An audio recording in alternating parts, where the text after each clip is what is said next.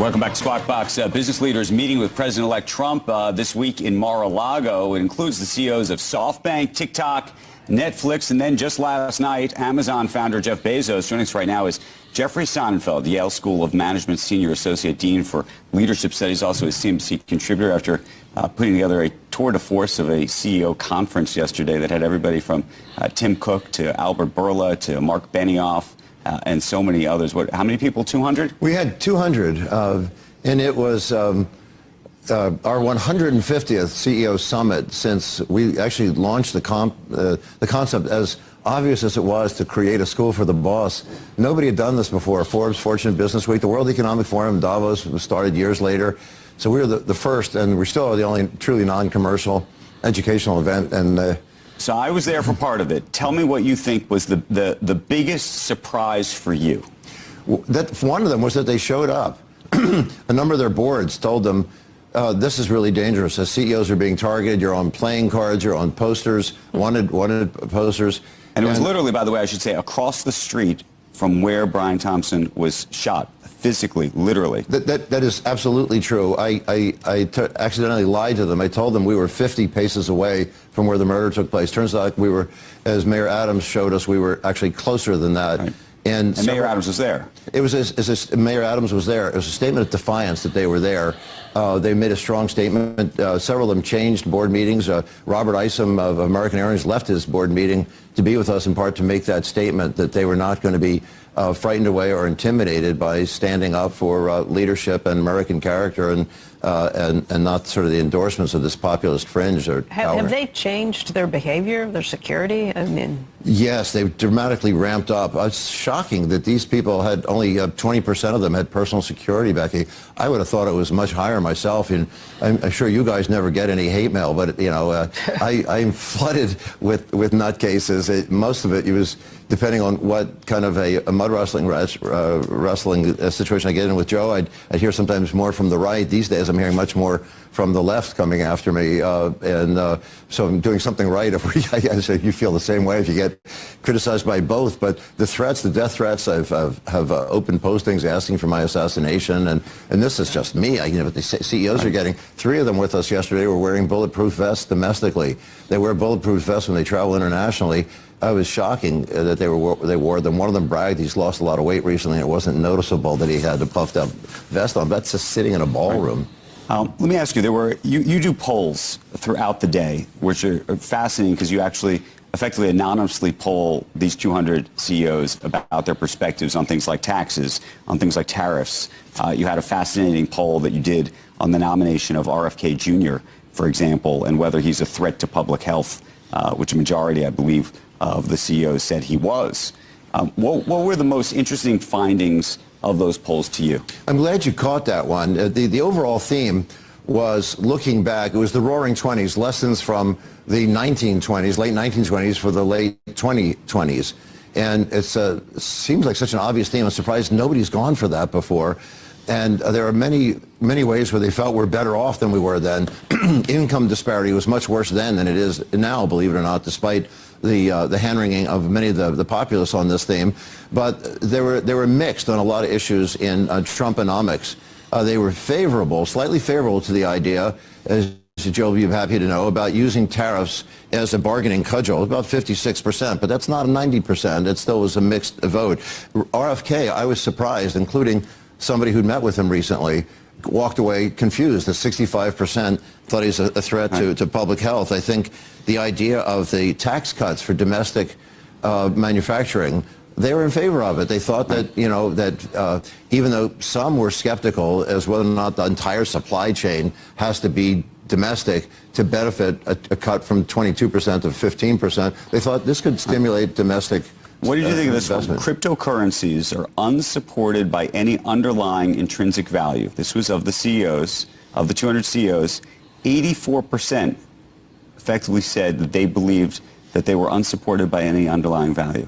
I thought that was shocking. I thought it was shocking. I had a series of questions to try to tease something out that I didn't have to do because when I asked them, as you know, we had the largest crypto exchange CEO there in the room, and several others, Anthony Scaramucci, Fred Thiel, and all these. is I asked how many of them are using crypto for any daily transactions. 100% of them said zero. I said, have you ever? 100% of them said zero. And then I thought, well, I could skip all the frequency questions. Right. Nobody's using it. And they said I asked them, is it a meme stock? And most of them said yes. What do you make of all of the trips? We were just talking about Jeff Bezos being down in Mar-a-Lago, and we talked about the number of CEOs that have made their way down there. What do you make of those trips? How different is that historically, or is it? That's a really great question. In 2016, the strong GOP support that always came from the business community came to a halt.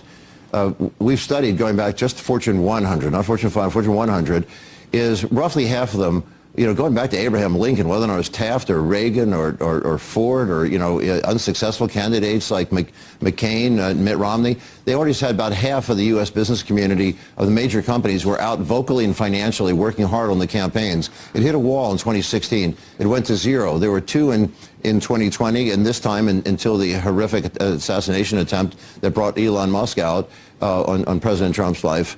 There became one, and that's quite a change. However, every other time, especially in 2017, I brought President Trump, then he wasn't president, into one of our CEO forums before he won, and the major CEOs, so many of them are mostly still in office now, said if he walks in the room at the Waldorf, we're walking out. And guess what? He walked in, they walked out. And then he had me over to Trump Tower right afterwards, because part of it was showing me that they're all coming by here now, because they did come by in early 2017. And the same reason they're rallying now, Andrew, is regardless of how they felt in the campaign, they're American CEOs that are very patriotic, and they know it's in the nation's interest and the interest of all their stakeholders, especially their shareholders, that this be a very successful president. So they want Trump to succeed, and they want to talk with him. A few of the CEOs who didn't want to go down to Mar-a-Lago, I was surprised, were saying they're very supportive of those who did, even though they wouldn't. They thought it was hypocritical to criticize them. Why do you think that so many CEOs were so out of touch with all their customers and the American public to where you lose both houses, you win the popular vote, you win all 7 swing states? So you've got these CEOs who you say, and I'm looking at a previous time you were on CNBC where you said there's zero support. This was just a month ago.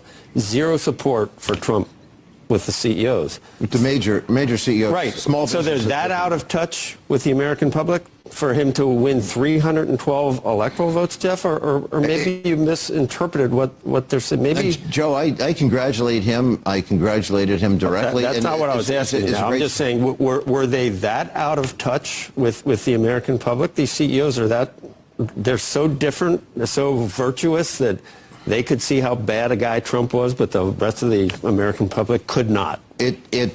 What you have is it was a clear sweeping victory, not a landslide, a sweeping victory. We're talking about 1% to 1.5%.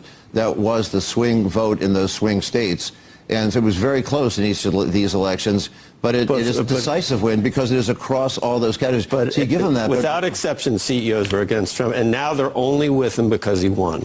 You don't think any of them secretly really want him to win for corporate tax rates, or they love that there's not going to be as much regulation? They love that there's... No, they're not investing differently on the tax rates, as a matter of fact. Okay. Most of them don't believe... But they didn't like any of his... They like Kamala's policies? Not a single company in the room thinks they're going to benefit because they don't... If the tax rates unfurl the way they're talked about now, about domestic supply... They were willing to accept all of Kamala's shortcomings just because Trump was had bad character quality? They believe that, as even Steve Moore from the Heritage Foundation agreed with the chairman of the Council of Economic Advisors with us yesterday, Jared Bernstein, that this is perhaps the best economy in American history, and a gilded economy is being handed to President Trump. Nobody disputed that. The fact that there are some creeping inflation issues coming back in, you were talking about earlier with Steve and the Fed. That's a concern. But what we have is the deficit was cut by 2/3. It tripled under Trump. We have the lowest unemployment unemployment. Jeff, you know the since deficit's being cut Bonanza from was the show on TV in from the 1968. pandemic levels, where the deficit is still double what it was pre-pandemic. So it hasn't been cut. It was cut by 2/3, and Cut by 2/3 Okay, from the pandemic under levels, Trump, Jeff. before the That's pandemic, it tripled under Trump. Up to 900 But the point billion. is, It's $2 trillion now. But it's a great economy. And unemployment hasn't been this low since you and I were watching. But none of this has anything to do with what the point I was making. Inflation coming down. Every country had inflation in developed world higher than ours. Would you say there's a lot of CEOs that are very excited about the prospects for the deregulation, for DOGE, and for...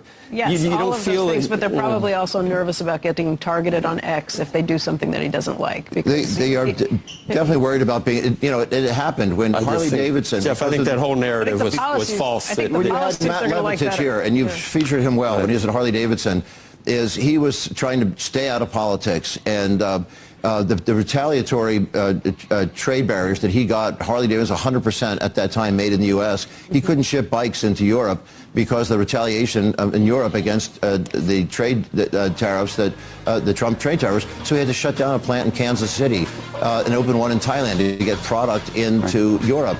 What did President Trump then do? He told everybody, don't buy Harley. Harley is the logo is the American eagle. It was such Jeff, an American there was a sea change in Silicon Valley with guys like Musk, and then there was Ackman, and then there was across the board. And I think you kind of missed that entire trend beforehand. That you had the wilting effect of something called the sleeper effect. The election must have been a shocker for you after what... No, we always thought it was going to be close. Nobody said that it wasn't that close. It was 1.5%. It was very close. It was 7. He won Michigan. He won Wisconsin. He won the popular vote. I understand these things, but it was by 1.5%. I know. But the bigger issue that I just wanted to raise was this issue around Mar-a-Lago. Most of the CEOs who are going down there are saying to themselves, you know what? A, I'm not going to worry till I have to worry. And B, I want to try to support the country. And C, there is no downside in me trying to create a relationship now, given the situation, my only point is hoping that maybe it helps later down the road when tariffs do come and maybe they want to get a carve-out or whatnot. That's what's going on here. So they have company-specific issues, you're right, Andrew, for their shareholders. And they also want to lobby, especially the pharma companies, want to try to bring science in and superstition out. So it's in the public health interest, too. And they're patriotic. They want to support President Trump because he won. In terms of policies, it wasn't even close for a business owner for who you would want to win. That's my only point. Okay, and you can do the character issue and the rape, insurrection, all the January 6th. You can do all that, but Trump's policies for business, you can make a case. They believe in the independence of the Fed. And once again, you miss the mood of the entire American populace. The independence of the Fed. But Joe, the idea that you miss the mood of the entire American populace, that is actually you're set up on the wrong side. No, because the truth is it was half the country.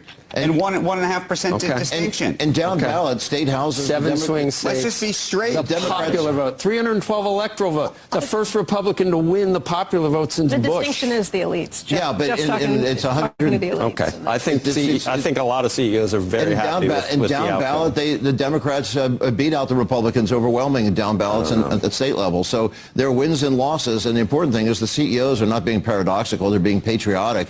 And I salute them for trying to help make the Trump presidency a successful one too. That is their goal. That's the national agenda right now. Is how can President Trump succeed, and how can the CEO business community help? It's a win-win for shareholders and the Jeff Sonnenfeld, thank you. Thank you. Great to see you. Thanks. We got a lot more coming up on Squawk after this. Thanks.